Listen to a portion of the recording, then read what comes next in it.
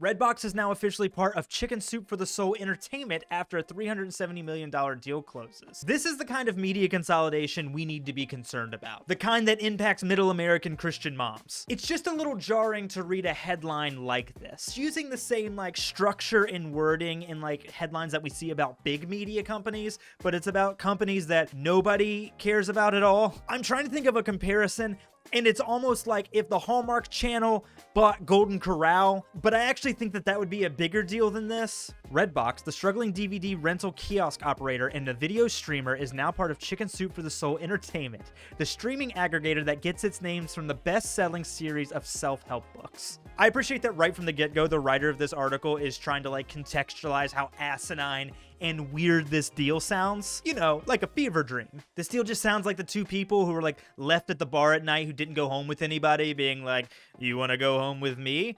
I have chicken soup at home. $375 million in the grand scheme of media acquisitions is not a lot of money, but the specifics on everything involved in this deal, including the companies that are involved, is so stupid, it's worth just taking a quick look at. First off, there's Redbox. Chicken Soup is getting Redbox's 36,000 kiosk locations across America. For a little bit of context, there's about 2 Redbox kiosks for every Starbucks in America. I tried to think of another media company, whether it was a theater or a streamer that had that same physical foothold, but I honestly could not think of anything. It's just Redbox. They're just raw dogging America out here. And you probably know this if you live in the Midwest because you see a Redbox vandalized outside of your local grocery store. And they always have posters for movies on them, you can rent, that you've heard of, like Sonic 2 or the Minions, Elvis. But those are never in stock, and instead the only thing they ever have are just movies where the posters are just a collage of people and a gun. I'm not even joking. If these are the movies that are currently in stock at my local Redbox. The only thing we know about this movie is that there's a gun in it. Redbox also claims to have a customer loyalty program that has 40 million loyal customers. I'm just going to assume that they have a very loose definition of the word loyalty, considering I've never met anybody who's a Redbox stan. Especially because I read through the perks that you get if you're part of the Redbox loyalty program, and let's just say that you're a legend in their program, which requires you to have 50 paid rentals and purchases through Redbox. You get things like alerts for the hottest new releases. That's right, if you rent 50 movies, you get a push notification. Let's just be honest, Redbox does not have 40 million loyal customers, and their 36,000 kiosks loitering outside of your local Kroger's does not matter. Even if they somehow get that to shit out a chicken soup book, which I imagine they will try. The only time anybody actually uses a Redbox is whenever you want to watch John Wick 3, but it's not streaming on a service that you already pay for, so you search for it on the Roku app, and you find out that the only place that really has it for some reason available for $3 is Redbox, and you're like, I guess. And as I found out, that is super valuable for Chicken Soup for the Soul Entertainment because everything else they own is just as silly. Yes, Chicken Soup for the Soul is a wildly popular series of maybe vaguely Christian books, but they are so much more. Actually, sidebar, I was Googling to make sure that Chicken Soup for the Soul actually is vaguely Christian, and whenever I was Googling that, it auto-filled, is Chicken Soup for the Soul dog food good? Which is the thing that I didn't know existed because I don't have a dog, and if I did, I think I would look into food that maybe didn't come from a Christian book company. This whole thing honestly just seems like Chicken Soup for the Soul is just a Succession-style large conglomerate company, but instead of being ran by the Roys, it's ran by the dude at church that you don't want to talk to for too long. And it does make this whole Redbox acquisition seem way weirder, because if they turn every Redbox into a vending machine that just distributes dog food, vaguely Christian books, and Bruce Willis movies, I think that's an unstoppable media force. Redbox was purchased by the entertainment division of Chicken Soup, so let's just focus on everything else that they own, and maybe that'll help make sense as to why they bought Redbox. Because they are building a media empire that is so fucking duct taped together with junk, it actually makes buying Redbox seem like a good deal. Let's start our journey into Chicken Soup for the Soul Entertainment by first going to their website, where you will find that they own more companies than they do pixels for their banner slideshow, because this is not YouTube compression. The first thing we'll see is that Chicken Soup actually owns Crackle, which is a streaming service you might have heard of. It was originally started by Sony, and if you go through it, they have movies that you might have actually heard of. They've got Alf, just a weird collection of old things. Honestly, there's not anything that's weird about them owning Crackle. Like, I was trying to come up with some joke about like putting Crackles in your chicken soup, but that wasn't a good joke. It's kind of like just as good of a joke as like Crackle is a streaming service. Then you'll see that they own this brand called Truly, which doesn't really seem to be much more than just like a tab on Crackle. It's like some type of brand that has like faith-based and family Christian content. It's like PureFlix, but somehow less popular. But who needs Stranger Things when you have Mysterious Note? Most of these titles feel like they were auto-generated to like flesh out some fake streaming service that would be like used in a TV series or something. This is the stock photo frame photos of streaming services. Bigfoot, UFO, and Jesus. Everything I've ever wanted in a movie. This whole Truly brand takes Chicken Soup for the Soul from like vaguely Christian to like you're on after 3 glasses of wine and she says that Joe Biden is the Antichrist Christian. If you explore more, Chicken Soup also owns a site called PivotShare, which from everything I can gather creates micro streaming services that brands can own. Like here's an example of one of them.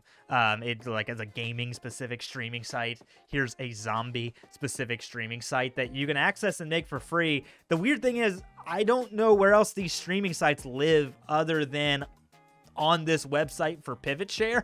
Like it doesn't make it clear if I can get these on Crackle or anything like that. So I'm going to assume that this is like defunct. It's like YouTube with more steps and less people. And I'm going to largely assume that it's defunct because they're still linking to their Google Plus on their website. And that's not even a thing anymore. Then Chicken Soup owns 1091 Pictures. It's just another subsidiary, and actually, they're just a movie distributor. They put movies on Netflix. You've probably heard of them, The Last Blockbuster, Hunt for the Wilderpeople, which is a Taika Waititi movie. That part's not weird. But it gets weird whenever you start looking at their owned channel section, because you'll see things like Surf Now TV. And this is where we get into the meat and the bones of Chicken Soup for the Soul Entertainment's media strategy, if you could call it that. Because Surf Now TV is literally just one of the many of these streaming channels that you can watch on like Pluto TV or Roku streaming TV, like channel guide thing that looks like cable but isn't cable that I actually use sometimes. Redbox has a similar service to this. So we can pull it up right here, and you can tell who the market is just by scrolling through the content, because it starts off first featured Cops. Right after that, we got Jail, which I'm assuming is just like the sequel to Cops. Chicken Soup for the Soul right up here on the top. But also, I really like this movie, which is Escape from Polygamy, which if we look up the movie, Ryder and Juliana have fallen madly in love, but this passionate romance is forbidden and it goes against the laws of the polygamous community. Wait, is this dystopian? I mean, it is. But they operate countless channels just like this. But whenever you go to it, it's actually just like a playlist on Eco Boom Sports, which is another small streaming service that I guess Chicken Soup owns that has great copy on their website, like why it's awesome, and features categories like bike. And probably their most appropriately named streaming channel is this channel called Unidentified, which appears to be like some type of alien conspiracy theory website, but I guess the government doesn't want you to see it because video is unavailable. I guess the government doesn't want you to see what I assume is 720p documentaries that's just voiceovers over royalty-free stock footage and like reused 3D assets. Speaking of recycled 3D assets, this brings us to Popcorn Flicks. Calling Popcorn Flicks a flea market Netflix honestly is like an insult to the quality of content that you can find at a flea market. Popcorn Flicks has exciting content like their original series, Salvage Marines. The centuries-old conflict has led to endless wars and broken planets. This is the job. You know the debt, my... Hang on. No, what? Okay, I love low-budget sci-fi. It's one of my favorite things to watch. I honestly want to make a low-budget sci-fi movie at some point, and the thing that makes me obviously know, aside from the production value of this thing, that this is low-budget is... One second. They're using this helmet. Like, this is the exact... I bought this on Amazon. This is like $120. That's what they're using. They just threw some lights in there. You know the debt my father left me. Did we just commit a war crime?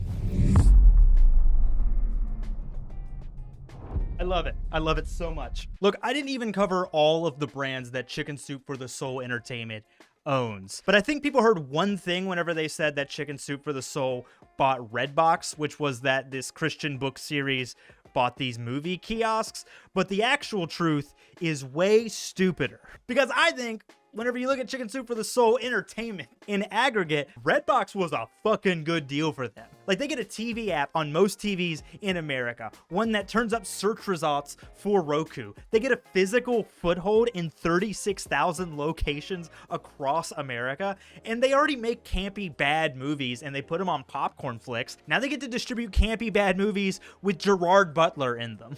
And I know none of this matters in the grand scheme of like the media industry, but it is weird to see some like microcosm of all of these acquisitions that are happening. Discovery buying Warner, Netflix buying up like gaming companies, but it's like happening at this like sub $300 million level. And I know we've made a lot of jokes at the expense of Chicken Soup during this video, but honestly, I think we should look at the future aspirationally and see what the hell comes of this. But I think we should also take a note from their Instagram post that they made the day that they acquired Redbox. Did we just commit a war crime?